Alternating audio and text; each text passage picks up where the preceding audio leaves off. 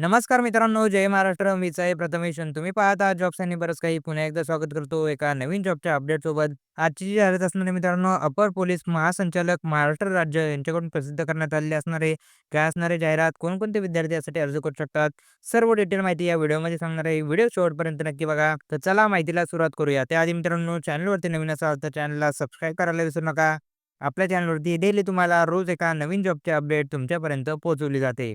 तर मित्रांनो, यामध्ये जे काही पद असणार आहे ते असणार आहे सहाय्यक शासकीय दस्तऐवज परीक्षक हे पद असणार आहे. एकूण जागा मित्रांनो 16 असणार आहे. यामध्ये पगार बघा, यामध्ये 41,000 पासून 1,32,300 यामध्ये तुम्हाला सॅलरी असणार आहे. सॅलरी मित्रांनो हाय स्केलची असणार आहे. त्याचमुळे या पदांसाठी तुम्ही अर्ज करणे गरजेचं असणार आहे.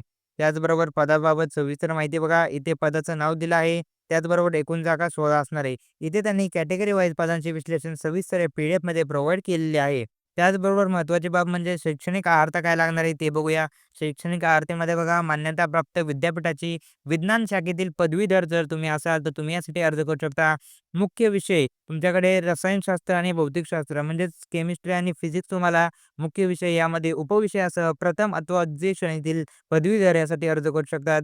किंवा तुमच्याकडे हे नसेल तर तुम्ही विज्ञान शाखेतील पदवीधर म्हणजेच BSc फॉरेन्सिक सायन्स जर तुमचं झालं असेल तरी सुद्धा तुम्ही या पदासाठी अर्ज करू शकता. त्याचबरोबर इथे बघा, तिसरी अट असणार आहे, महाराष्ट्र शासनाच्या माहिती तंत्रज्ञान संचालनालयाने वेळोवेळी विहित केलेल्या संगणक हाता आणि बाबतीचे प्रमाणपत्र. म्हणजे तुमच्याकडे MSc असेल तर तुम्ही यासाठी अर्ज करू शकता. किंवा तुमच्याकडे कोणताही कम्प्युटरचा कोर्स असेल तुम्ही यासाठी अर्ज करू शकता. त्याचबरोबर मराठी, हिंदी ज्ञान असणे आवश्यक असणार आहे. ते असून तुमच्याकडे गुजराती आणि उर्दू भाषेचे ज्ञान अतिरिक्त पात्रता म्हणून निवडलं जाईल. म्हणजे उर्दू आणि भाषेचं ज्ञान ऑप्शनल असणार आहे. मराठी आणि हिंदी जर तुम्हाला येत असेल तर तुम्ही यासाठी अर्ज करू शकता. त्याचबरोबर वयोमर्यादेबाबत सविस्तर माहिती बघा. खुल्या प्रवर्गासाठी कमीत कमी 18, जास्तीत जास्त 38 वर्ष वयोमर्यादा राहणार आहे. मागासवर्गीय उमेदवारासाठी 18 वर्ष कमीत कमी, जास्तीत जास्त 43. अंशकालीन उमेदवारांसाठी कमीत कमी 18, जास्तीत जास्त 55. त्याचबरोबर माजी सैनिकांसाठी सशस्त्र दलात केलेली सेवा प्लस 3 वर्ष इतकी तुमची एज लिमिट यामध्ये राहणार आहे. त्यानंतर इथे काही समांतर आरक्षणाबाबत सविस्तर माहिती दिली आहे. ही जी PDF असणार मित्रांनो, आपल्या टेलिग्राम चॅनलवरती अवेलेबल करून देतो. टेलिग्राम चॅनलची लिंक डिस्क्रिप्शनमध्ये प्रोव्हाईड केली आहे. तिथे जाऊन आपल्या टेलिग्राम चॅनलला जॉइन करा. टेलिग्राम चॅनलवरून ही PDF डाउनलोड करा. PDF एकदा सविस्तर वाचा. या पदांसाठी जर तुम्ही पात्र होत असाल तर नक्की अर्ज करायला पाहिजे. यामध्ये तुमची निवड प्रक्रिया कशी असणार आहे? निवड प्रक्रियेमध्ये तुमची एक ऑनलाईन एक्झाम होणार आहे. 200 गुणांची तुमची ऑनलाईन एक्झाम असणार आहे. ती एक्झाम मित्रांनो तुम्हाला 2 फेजमध्ये असणार आहे, 2 भागामध्ये असणार आहे. एका भागामध्ये 120 गुणांची एक्झाम असणार आहे, बहुपर्यायी. त्याचबरोबर दुसऱ्या भागामध्ये 80 गुणांची एक निरीक्षण चाचणी तुमची होणार आहे आणि त्याद्वारे तुमचं सिलेक्शन यामध्ये असणार आहे. त्याचबरोबर बहुपर्यायी जी काही तुमची एक्झाम होणार आहे, त्यासाठी तुम्हाला भौतिकशास्त्र, त्याचबरोबर रसायनशास्त्र म्हणजे फिजिक्स, केमिस्ट्री, गणित, इंग्रजी, मराठी, संगणक आणि सामान्य ज्ञान विषयातील माहिती याच्या रिलेटेड तुम्हाला क्वेश्चन यामध्ये येणार आहेत.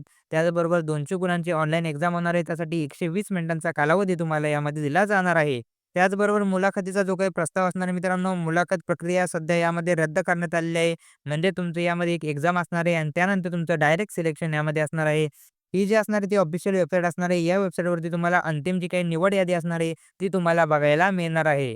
त्याचबरोबर इथं काही सर्वसाधारण अटीसुद्धा दिल्या आहेत. त्या तुम्ही सविस्तर या PDF मध्ये बघू शकता. त्याचबरोबर यासाठी तुम्हाला अर्जाची फी किती असणार आहे ते बघूया. या पदासाठी खुल्या प्रवर्गासाठी ₹1000, त्याचबरोबर मागास प्रवर्गासाठी ₹900 इतकी तुम्हाला अर्जाची फी यामध्ये असणार आहे. त्याचबरोबर फी ही मित्रांनो ना परतावाची असणार आहे. त्याचमुळे ही जाहिरात एकदा संपूर्ण वाचा आणि त्यानंतर यासाठी अर्ज करा. माजी सैनिक यांच्याकडून कोणत्याही प्रकारची फी यामध्ये घेतली जाणार नाहीये. त्यानंतर इथे बघा, उमेदवाराकरिता इतर सर्वसाधारण अटीसुद्धा आणि सूचना त्यांनी सविस्तर मेन्शन केलेल्या आहे. त्यानंतर या पदांसाठी मित्रांनो ऑनलाईन ॲप्लिकेशन कधीपासून करायचं आहे? ऑनलाईन ॲप्लिकेशनला 10 फेब्रुवारी 2026 पासून सुरुवात झाली आहे. शेवटची तारीख असणार आहे 11 मार्च 2026. या तारखेच्या तुम्हाला ऑनलाईन पद्धतीने यासाठी अर्ज करायचा आहे. ही असणारी ऑफिशियल वेबसाईट. या वेबसाईटवरती जाऊन तुम्हाला ऑनलाईन पद्धतीने अर्ज करायचा आहे. ही वेबसाईट आपल्या डिस्क्रिप्शनमध्ये मेन्शन करून देतो. तिथे जाऊन तुम्ही ऑनलाईन पद्धतीने यासाठी अर्ज करू शकता. तर अशा प्रकारे मित्रांनो ही जाहिरात आज आपण सविस्तर पद्धतीने बघितली आहे.